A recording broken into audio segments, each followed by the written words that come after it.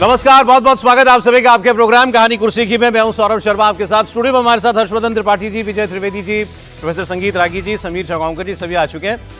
बहुत सारी खबरें आज हमारे पास हैं और देख रहे हैं आप कल से जेनजी से जैसे संवाद किया है संघ प्रमुख मोहन भागवत ने, तो उसके बाद बहुत सारे नेताओं ने फिर जेनजी से जुड़ने के अलग अलग तरीके खोजे हैं। उस पर हम लोग आज डिटेल में प्रोग्राम में बात करेंगे।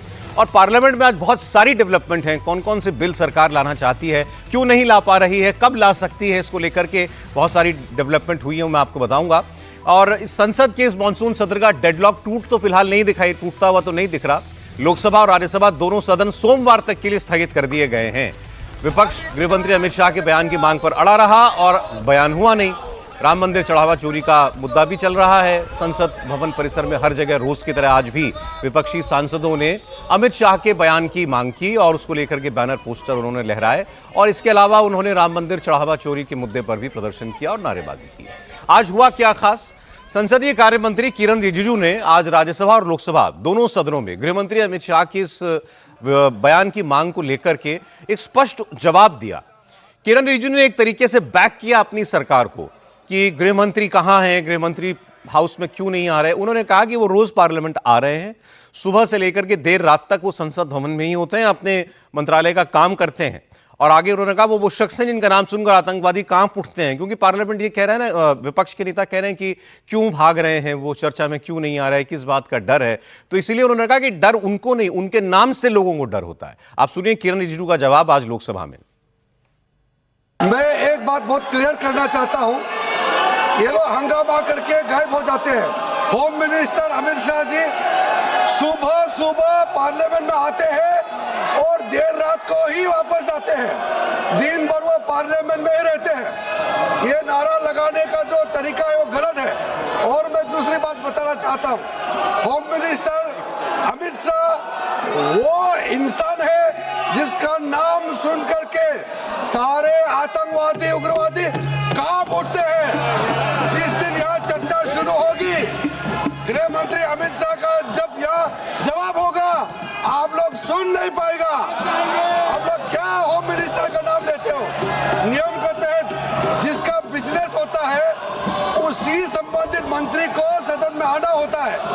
आप यहाँ डिमांड डायरेक्शन नहीं कर सकते कौन से मंत्री आना है और किसको जवाब देना है, वो सरकार तय करता है और चेयर तय करता है। इसलिए आप लोग हाउस को डिस्टर्ब करने का, देश को गुमराह करने का ये नाटक बंद करना चाहिए।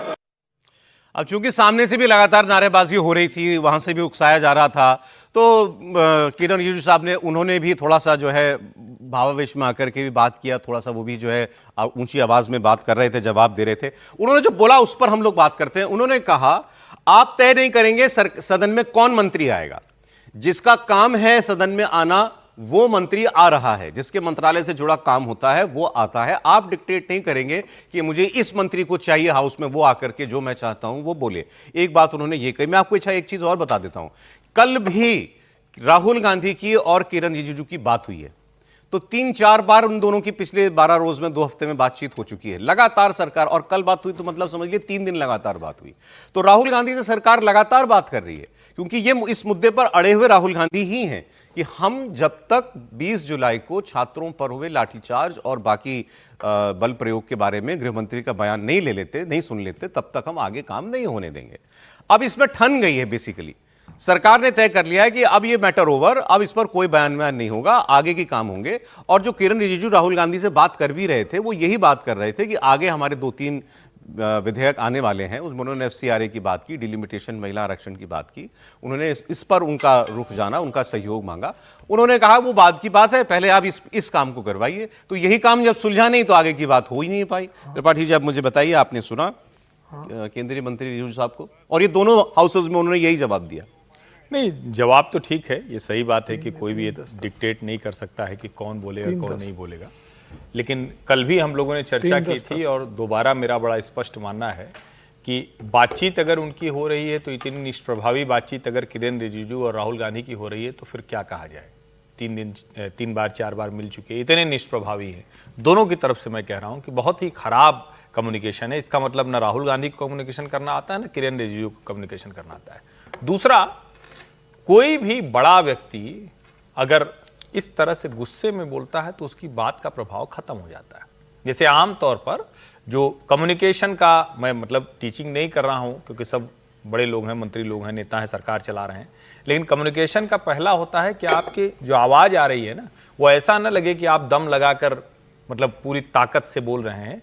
उस आवाज के निकलने के बाद उसका इंपैक्ट पड़ता है। कम्युनिकेशन का बड़ा मतलब हर प्रचलित जो जानते हैं वो लोग इसको जानते हैं। मुझे वो किरण रिजिजू की बात में कतई नहीं दिख रही। संसदीय कार्य मंत्री ऐसे चीखता लड़ता, अरे उसके लिए है ना दूसरे सांसद आपके पास। आप संसदीय कार्य मंत्री हैं, आप ही को कम्युनिकेट करना है, आप ही के साथ विपक्ष के नेताओं की बात हो रही है और आप ही उनसे मोहरा लिए पड़े हो, मोर्चा लिए समझिए पड़े ना, हो। वो अपनी एक्सरसाइज पूरी कर चुके हैं। अब उसके बाद भी जब सदन में वही नारे लग रहे हैं तो उसका जवाब वो दे रहे थे। तो वो क्यों दे रहे हैं? संसदीय कार्य मंत्री की भूमिका, नियम जो होते हैं ना, मान लीजिए संसद में कुछ हुआ तो खड़ा होगा, वो बताएगा कि इस नियम के तहत ये आप ठीक नहीं कर रहे हैं। कहीं पर आपको लगता है कि विपक्ष ने कुछ गड़बड़ की है तो आप पीठासीन अधिकारी जो भी होगा, चाहे सदन में जो बैठा हुआ है जाए, ये मुझे कहीं से भी अच्छा नहीं मुझे दिख रहा है। बताइए, ये प्रभावी संसदीय कार्य मंत्री के लक्षण नहीं। समीर जी, ये बार बार जो बात हो रही है बात सही है। अच्छा, अब तो लोग ये भी पूछ रहे हैं कि बात आप कर क्यों रहे हो इतनी। राहुल गांधी ने कब अपने स्टैंड में थोड़े से भी पीछे हटने के संकेत दिए? ना वो गृहमंत्री की मांग बयान के मांग पर पीछे हटे हैं, ना उन्होंने एक बार भी ये कहा कि मैं डिलिमिटेशन बिल के मुद्दे पर चर्चा के लिए भी तैयार हूं। एक बार भी उन्होंने ऐसी बात कही। फिर भी सरकार बार बार क्यों उनसे बात कर रही है? देखिए, मुझे लगता है कि सरकार इस बात को जानते हैं कि राहुल गांधी का एटीट्यूड कैसा है। राहुल गांधी एक बार अड़ जाते हैं तो फिर वो पूरी तरीके से उसी बात पे अड़े रहते हैं। और कांग्रेस से कई नेता ये चाहते होंगे कि राहुल गांधी किसी मामले को लेकर जिद छोड़े और संसद का गतिरोध खत्म हो, लेकिन कांग्रेस के भी नेता चाहते हैं। बिल्कुल, कई नेता चाहते हैं इस मामले को लेकर कि भाई लगातार इस बात पर अड़े रहना कि गृहमंत्री आएंगे, वो बयान देंगे, उसके बाद ही संसद से चलने देंगे। जब ये दिख रहा है कि अभी गृहमंत्री बयान देने नहीं आ रहे हैं तो कम से कम बाकी संसद की कार्रवाई चलने दी जाए। कई सांसद कांग्रेस के सीनियर लीडर से चाहते हैं, लेकिन चूंकि राहुल गांधी अब अड़ गए कि नहीं, अब उनको लग रहा है कि भाई हमने शिक्षा मंत्री का इस्तीफा लेने के लिए प्रधानमंत्री को बाध्य कर दिया है, तो अब हम गृह मंत्री का जो पैलेट गन का मामला है उस पर हम गृह मंत्री को घेरेंगे, और मौका मिला है तो वो उस पर अड़े हुए हैं। देखिए, इसके पहले जब किरण रिजिजू की 40 मिनट प्रियंका गांधी और राहुल गांधी के साथ बैठक हुई थी, उस पर भी राहुल गांधी गतिरोध नहीं टूटा। उसके पहले स्पीकर ने बात की, उसका भी गतिरोध नहीं टूटा। तो मुझे लग रहा है कि राहुल गांधी अड़ गए और सरकार भी इस बात पर अड़ गई कि भाई राहुल गांधी तय नहीं करेंगे कि गृह मंत्री कब आकर किस बात पर बयान देंगे, यह सरकार तय करेगी।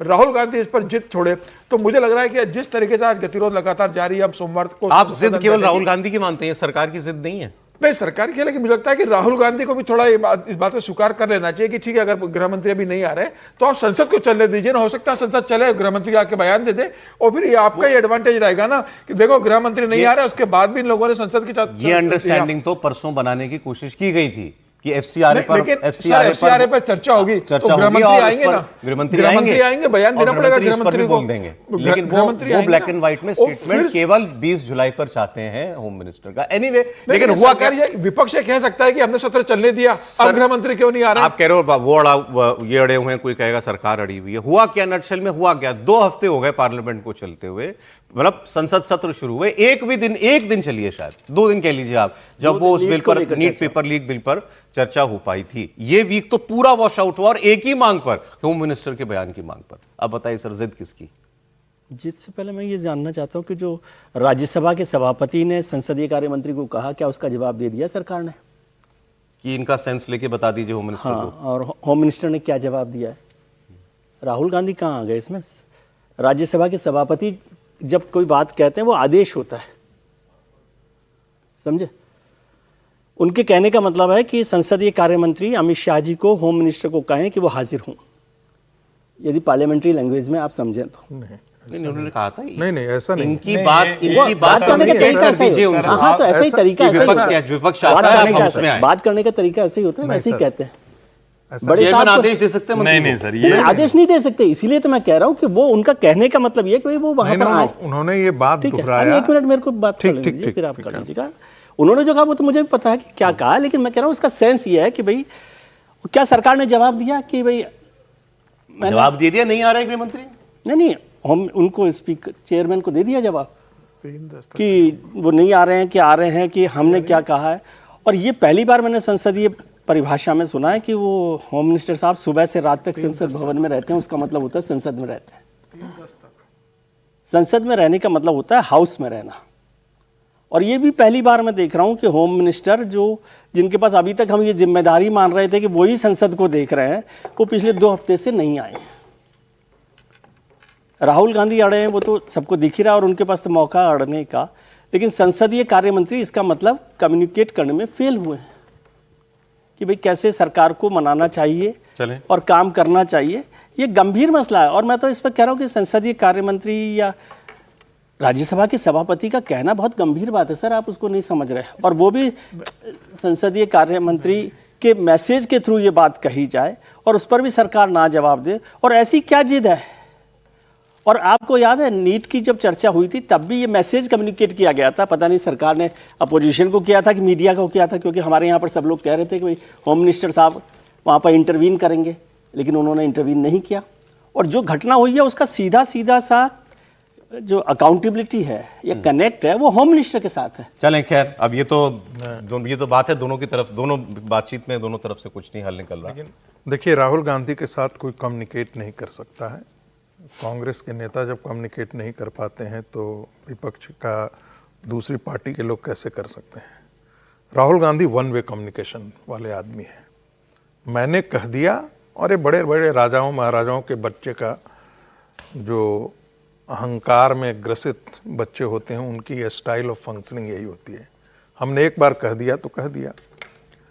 अब उनके दरबार के चुने हुए खड़गे जी तो कर सकते हैं, वो तो स्वाभाविक है कि वो करेंगे, लेकिन बाकी पार्टियों के नेता उन्हीं के अनुसार काम करें ऐसा तो नहीं होगा। दूसरी बात, कौन अड़ा हुआ है भाई? अभी बात आई है यहाँ तक कि आपने कहा था कि जो है एजुकेशन मंत्री जो है एचआरडी मिनिस्टर रिजाइन कर दो, ठीक है, बात हो गई। अब आप अड़ रहे हैं कि 2 शर्तें लगाई हैं। कल का प्रेस कॉन्फ्रेंस सुनिए, उन्होंने 2 शर्तें लगाई। एक कि अमित शाह आकर के बयान दे, इन्हें नहीं कहा कि गृह मंत्रालय या गृह मंत्री आकर के बयान दे दें, अमित शाह आकर के बयान दे।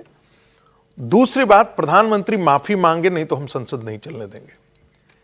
यानी कि चूंकि कौन इसमें प्रधानमंत्री से माफी मांगने की बात तो और किसी ने नहीं की थी, सिर्फ राहुल गांधी ने शुरुआत की थी।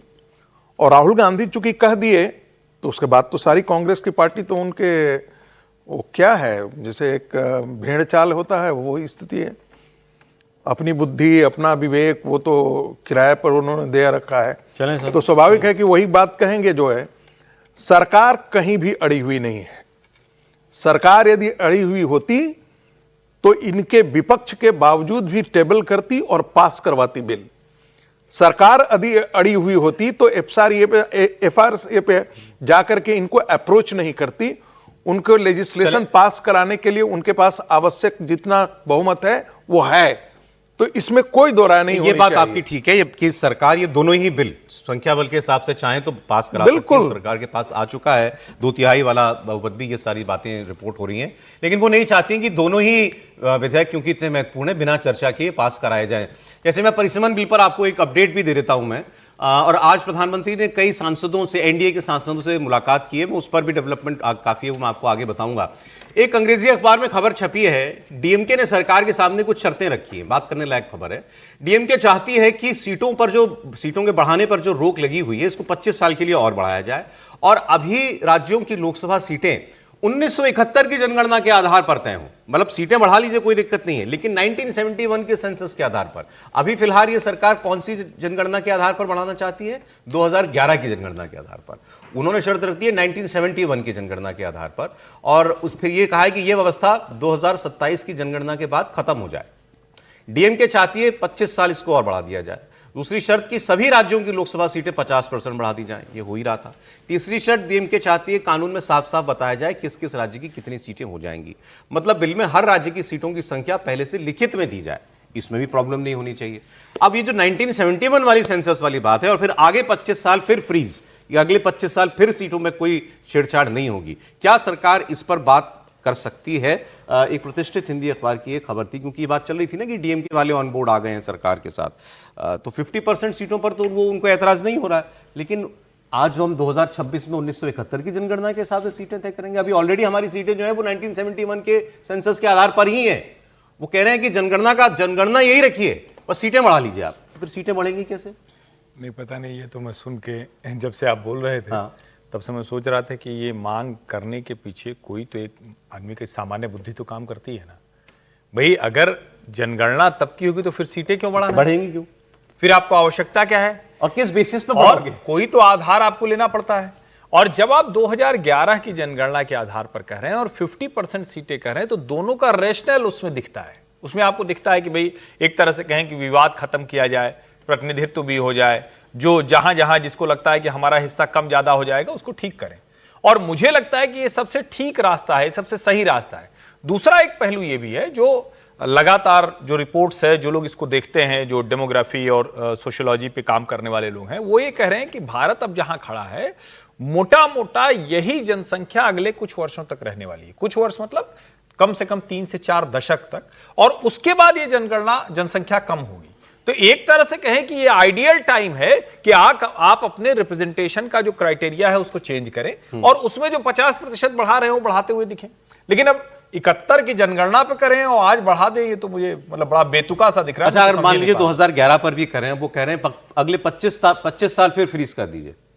हाँ, तो उसके बाद फ्रीज कर सकते हैं, उसमें कोई दिक्कत करेगी नहीं। सरकार, इसमें कोई गड़बड़ नहीं करेगी सरकार, ये कोई दिक्कत आप नहीं है फ्रीज इसमें। करेंगे भाई? कानून हमारा जो कानून है हमारा वो ये कहता है कि हर जनगणना पे होना चाहिए, ठीक बात है। और जनगणना हर 10 साल पे होती है। ये ठीक बात है, लेकिन हर 10 साल पे सीटें आप थोड़ी बढ़ती है उसको सर। बढ़ाने का एक Ideally संभव बढ़नी भी नहीं चाहिए। है। हाँ, बढ़नी चाहिए, लेकिन वैसे आप कहेंगे तो बढ़नी चाहिए, लेकिन अगर उसको कहें तो इस एक्सरसाइज में जितना ही होता, और मैं तो कह रहा हूं ये तो बड़ी आदर्श स्थिति है कि एक आदमी, एक बच्चा पैदा हो, 18 साल का हो, उसी दिन वोटर बन जाए।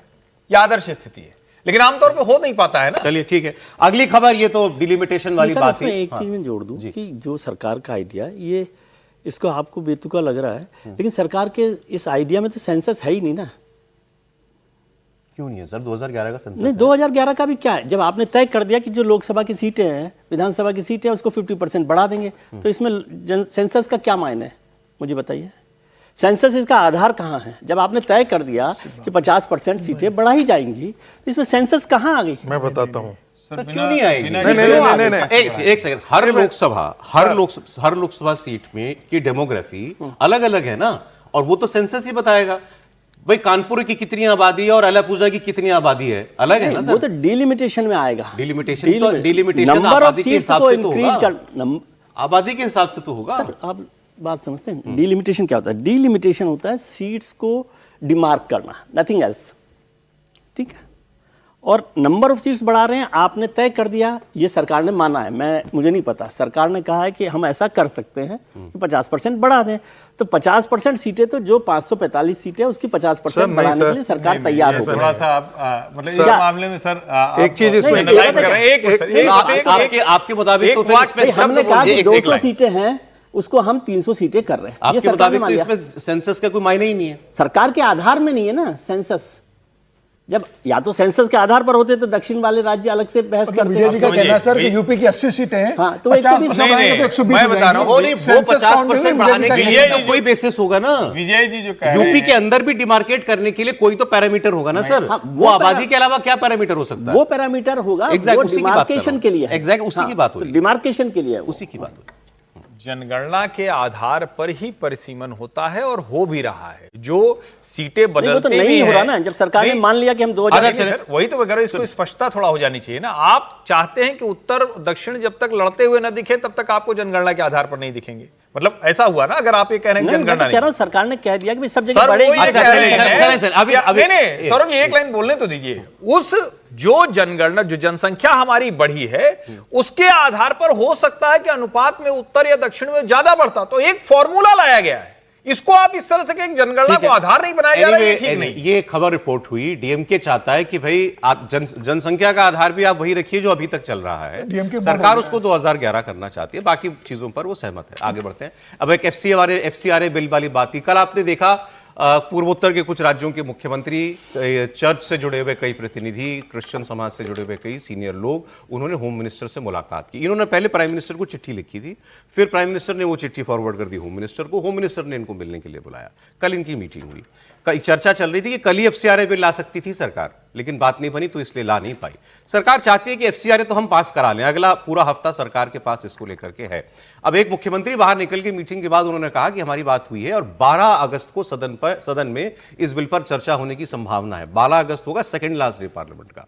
बिल को लेकर लगातार गृहमंत्री अमित शाह अलग अलग मीटिंग्स करके सहमति बनाने की कोशिश करने में लगे हुए हैं। कल गृहमंत्री ने क्रिश्चियन समुदाय के अलग अलग लोगों से मुलाकात की थी। इसके कुछ 2-3 क्लॉज हैं जिन पर उनको एतराज है। सबसे बड़ी बात तो यह है कि उनका एतराज ये है इस बात पर कि ये बिल जो आ रहा है इसमें यह प्रावधान ना किया जाए कि मान लीजिए किसी का लाइसेंस कैंसिल हो जाता है, लाइसेंस रिन्यू नहीं होता, तो उस संस्था में चंदे, विदेशी चंदे से अगर कोई संपत्ति बनी है तो वो संपत्ति अधिकृत हो जाएगी। वो संपत्ति पहले एक सरकार की बॉडी को जाएगी और फिर बाद में वो सरकार को चली जाएगी अगर दोबारा रिन्यू नहीं होता लाइसेंस। अगर दोबारा रिन्यू करा ले लाइसेंस तो आपकी प्रॉपर्टी आपकी हो जाएगी। अब इसमें चर्च भी आ जाएगा, अस्पताल भी आ जाएगा, सब आ जाएगा। तो इन लोगों का तर्क ये है कि मान लीजिए मैंने अपने पैसे से पहले तो ये भी क्लियर कर दें कि मान लीजिए चर्च है, विदेशी चंदे से चर्च बनी, तो इस बिल में ये नहीं है कि अब लाइसेंस कैंसिल हो गया तो वो चर्च सरकार की हो गई, वो चर्च ही रहेगी, चर्च ही रहेगी।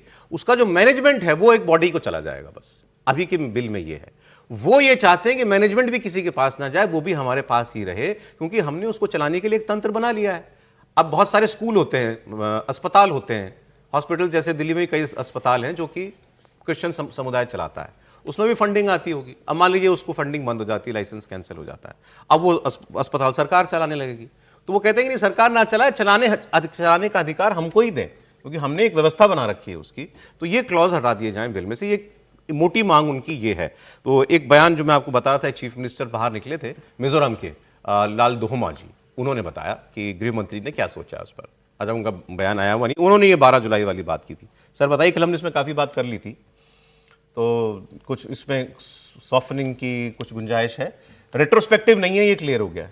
ये बात तो है, लेकिन हमें उससे ज़्यादा चिंता इस बात की है कि किस प्रकार से पश्चिम के देश भारत के डोमेस्टिक पॉलिटिक्स को इन्फ्लुएंस कर रहे हैं। और उसका बहुत बड़ा कारण है कि क्रिश्चियन लॉबी जो है वो नॉर्थ ईस्ट का बहुत ताकतवर होकर के उभर करके आई है। क्योंकि नॉर्थ ईस्ट पूरा क्रिश्चियनाइज कर दिया गया है, चाहे वो मेघालय ले लें, चाहे वो अरुणाचल ले लें, नागालैंड ले लें, मिजोरम ले लें। मिजोरम के यही मुख्यमंत्री थे जो अमेरिका में जाकर के चर्च के साथ ही बातचीत में उन्होंने कहा कि हम तो स्वतंत्र मिजोरम चाहते हैं, लेकिन इस सरकार के रहते हुए संभव नहीं है, ये अभी संभव नहीं हो पा रहा है। हाँ, यही मुख्यमंत्री लाल दुहोमा जी। हाँ बिल्कुल, इन्होंने अमेरिका में बहुत प्रचलित हुआ था, यहाँ पर पता नहीं हम लोगों ने डिस्कशन नहीं किया, लेकिन यही महाशय थे जो कहते थे कि हम स्वतंत्र राष्ट्र मिजोरम को दिलाना चाहते हैं, हमारी तो यही इच्छा है। कुकी को जितना आम सप्लाई किया, चूंकि कुकी जो है मैतेई से लड़ रहे हैं, मैतेई हिंदू हैं और कुकी लोग बहुत कन्वर्ट करके क्रिश्चियन हो गए हैं। कुकीज़ का जितना आम सप्लाई है ये मिजोरम के मुख्यमंत्री ही वहीं से ये करवाते हैं, वहीं से होता है, मिजोरम स्टेट से ही सबसे ज़्यादा सप्लाई होता है। और ये और किसी ने नहीं, ये मुझे स्वयं कुकी कैंप में लोगों ने बताया था। तो ये तो स्थिति है, एक स्थिति है। ये कितना इम्पोर्टेंट बिल है और जिसकी गुंज जो है वो आज से 4 महीना पहले से थी, जिसका जिक्र भी कल हुआ था और आज फिर जिक्र कर देना चाहिए कि जो अमेरिका के एक सीनेटर ने जो बोला कि इससे भारत और अमेरिका के संबंधों पर असर पड़ेगा, तो ऐसे ही नहीं कर रहा है। जासुआ प्रोजेक्ट 1 और जासुआ प्रोजेक्ट 2 गूगल करके आप सर्च कीजिएगा, सुना है मैंने सर। जासुआ और जासुआ 2 ये पूरे एशिया को टारगेट किए हुए हैं क्रिश्चियनाइज करने के लिए, और उस एशिया में भी भारत उसके सबसे बड़े टारगेट पर है कि हम भारत को कन्वर्ट करें क्रिश्चियनिटी। अरे ठीक है, वो सर बैतवान बात, ये जो स्कूल, एक सेकंड, ये जो चर्च, स्कूल, अस्पताल चलाते हैं मिशनरीज, इनका क्या होगा? देखिए, ये तो मिशनरी स्कूल्स तो रहेंगे ही रहेंगे, लेकिन जब ये मिशनरी स्कूल का पैसा आता है तो सरकार ने क्या कहा है, अभी जो एफसीआरए का प्रपोज बिल है, डॉक्यूमेंट तो हमने नहीं देखा है, लेकिन छन की चीजें रिपोर्ट आई है, उसका कहना है कि जिस पर्पस के लिए आपको भेजा गया है आप उसी पर्पस के लिए उसमें यूज करेंगे, ठीक है, और उसका डॉक्यूमेंटेशन करेंगे और सरकार देखेगी उसको। यदि ऐसा इससे गलत पाया गया, यूज करते हैं, जैसे मैं आपको बता दूं कि जितने भी क्रिश्चियन मिशनरीज हैं वो सब नक्सलवादियों को फंडिंग करते थे, इसलिए आपने देखा होगा कि नक्सल लोग जंगलों के अंदर क्रिश्चियन मिशनरी जो कन्वर्जन करते हैं उनके खिलाफ कुछ नहीं बोलते थे, चलो ठीक है सर। लेकिन हिंदू संगठनों के खिलाफ वो खूब इसी बोलते रूप थे। में बिल ठीक है, इसमें कुछ मुझे डायरेक्शन लगता करने है की जरूरत कि नहीं। ये दिखाएगा कि सरकार बहुत कुछ करने जा रही है, एक और कल- मुझे लगता है ये बहुत देश के लिए बहुत एक इंपॉर्टेंट है, मैसेज कल देश के किसी ने भविष्य के सोशल लिए मीडिया बहुत पोस्ट किया हुआ था, इंपॉर्टेंट है। Doctors per million in India are 931। 10 lakh लोगों पर कितने डॉक्टर हैं? 931। और 10 लाख लोगों पर कितने एनजीओ हैं? 2357। ये स्थिति है भारत की। मेनका गांधी जब थी इसको देख रही तो 68,000 एनजीओ को उन्होंने डी रिकॉग्नाइज किया था। 68,000 एनजीओ को। सर, सरकारी और बिल पास एनजीओ कराएगी एक और सत्र चीज में? बोल दो, सरकार- जितने सब समझ एनजीओ हैं सब 5 स्टार वाला कल्चर वाले हैं। सब समीर जी, सारे सरकार NGO के लिए एक नया संकट हो गया है सर। सरकार को लग रहा था, मतलब सरकार एक बहुत अच्छे उद्देश्य इसको लेकर आ रही है, लेकिन सिर्फ इसके अंदर क्रिश्चियन ऑर्गेनाइजेशन के पास एफसीएरा नहीं है, एनजीओ नहीं है। आज की तारीख में नॉर्थ ईस्ट के जितने बीजेपी के लीडर है, जितने कांग्रेस के लीडर है, जितने छोटे दल है, सबके एनजीओ और सबके पास एफसीआरए का लाइसेंस है। और भारतीय जनता पार्टी के कई बड़े नेताओं की नॉर्थ इंडिया में, साउथ इंडिया में, दक्षिण में फर्म है, अपने एनजीओ चला रहे हैं जिसमें उनको एफसीआरए आ रहा है, और तमाम तरीके से वो उसमें हेल्थ में काम कर रहे हैं, एजुकेशन में काम कर रहे हैं, एग्रीकल्चर में काम कर रहे हैं, जो दिव्यांग लोग हैं उनके लिए काम कर रहे हैं। तो अब भारतीय जनता पार्टी के पास बड़ा संकट हो गया है कि नॉर्थ ईस्ट के तमाम लोगों ने, आसाम के 8 कैबिनेट मंत्रियों ने लिख के मैसेज दिया है सीएम को कि भाई ये जो प्रॉपर्टी का ये क्लॉज इसके अंदर हटवाइए, हमारी भी एनजीओ है, हम भी एफसीआरए लेते हैं। तो भारतीय जनता पार्टी के लिए नया संकट है कि उनके कई सांसद, कई लीडर जो है जो एफसीआरए लेके एनजीओ उनकी चल रही है। तो क्या अब भारतीय जनता पार्टी उस दिशा में बढ़ेगी? तो मुझे लग रहा है कि उनके लिए नया संकट खड़ा हो गया, और हो सकता है इस पर विचार हो रहा है। ये जो क्लॉज है कि प्रॉपर्टी जब्त करने का, शायद यह अंतिम समय में विड्रॉ होगा, क्योंकि केंद्र सरकार ने कहा है कि हम उस पर विचार कर रहे हैं, तो शायद विड्रॉ होगा। लेकिन मुझे लगता है कि ये विड्रॉ नहीं होना चाहिए। ये एक बहुत अच्छा क्लॉज है कि जिस पर्पस के लिए आपके लिए पैसा आया है उस पैसे में आपने इस्तेमाल ठीक है सर, नहीं अब किया, देखिए और उसको आपने दूसरे अभी तक पर्पस तो के लिए संकेत इस्तेमाल हैं कि किया। सरकार बिल पास कराएगी अगले हफ्ते। एक ब्रेक के लिए रुकना पड़ेगा सर। एक लाइन का मतलब यह है कि सरकार अक्सर स्टेक होल्डर से संवाद नहीं करती। सर, कर तो रही है, और क्या कल की लास्ट मिनट पर आए हैं, आप तो बिल ले आए, उसके बाद क्रिश्चियन मिनिस्टर्स अपने अभी चीफ तो मिनिस्टर्स आए। अभी हम बात कर रहे हैं सर, ये तो अभी की डेवलपमेंट है। बिल तो ये पहले का आया हुआ है लोकसभा हाँ, में। तो उसका मतलब बिल बात अभी नहीं थोड़ी की आया है लोकसभा सरकार में। ने। हाँ, तो इसका मतलब ये बिल तो यही तो मैं पिछले सत्र में आ चुका है बिल मैं तो। भी तो यही निवेदन कर पहले रहा तो हूँ सारे कि बिल बिल पहले जो आ है गए और वो आपने स्टेक stakeholder होल्डर से साहब बात के अभी आ करके रहे हैं। अच्छा,